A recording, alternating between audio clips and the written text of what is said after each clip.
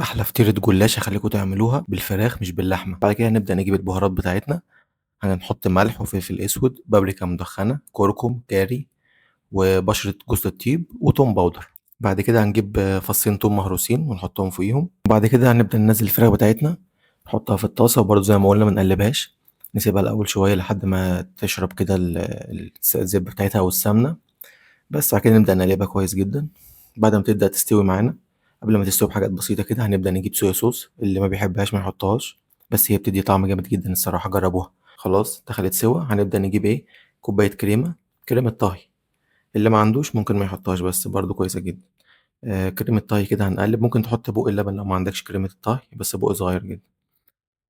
هنحط كريمة طهي ونقلب كويس جدا كده على النار، تبدأ تاخد غلوتين كده مع بعضها. هنبدأ نحط بقى ايه، جبنة. انا هنا هحط جبنة تشيدر. ممكن جبنة موتزاريلا، ممكن جبنة تركي، أي نوع جبنة بتحبوه ممكن تحطوه. أنا بحب أحطه هنا مع الفراخ، لأن بيسيح مع الفراخ، بيبقى طعمه حلو جدا غير ما بيتحط فوق الفراخ في الصينية أو فوق اللحمة. هنبدأ بقى نجيب ايه، الصينية بتاعتنا، بايركس أو أي نوع صينية موجودة عندك، مدورة مربعة، أي صينية. ونبدأ نجيب بقى ايه الجلاش بتاعنا، وكل ورقتين أو ورقة نبدأ ندهن بالزبدة أو بالسمنة. أهم حاجة كل ورقة وكل ورقتين عشان يطلع معاكم مقرمش كده وطعمه حلو. بعد كده نجيب بقى الفراخ بتاعتنا نفضيها بعد ما حطيت 5 ورقات جلاش. هنبدأ نحطها بقى ونفردها كده، نوزعها كويس جدا. هنتني الأول الطبقة دي هنا جوه كده على بعض نفسها. بعد ما نتنيها كده، هنبدأ نجيب الطبقة التانية نتنيها كويس جدا وندوس عليها بس عشان تبقى ايه كويسة. بعد كده نبدأ نجيب الطبقة التانية ونفردها فوقيها برضو. كل طبقة هنحط ايه، دهنة زبدة أو دهنة سمنة بلدي. أهم حاجة لازم تتقطع قبل ما تخش الفرن، عشان لو بعد الفرن مش هتتقطع. لو طلعت من الفرن وهي سخنة كده مش هتتقطع، فلازم نقطعها عشان تشرب من الصوص اللي احنا هنعمله لها دلوقتي.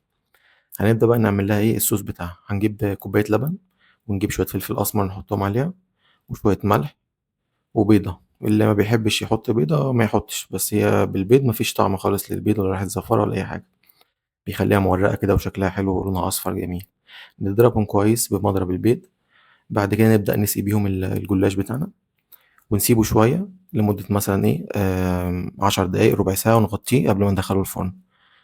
وبعد كده أهم حاجة نكون مسخنين الفرن على 180 درجة، وتاخد من تلت ساعة لنص ساعة بالظبط. نبدأ نهز بقى كده الصينية عشان تشرب من التتبيلة كلها دي كويس كده. بعد ما طلعت اهي استوت وشكلها حلو جدا. يا رب تكون الوصفة عجبتكم، وأتمنى تعملوا اشتراك وكومنت ولايك للقناة.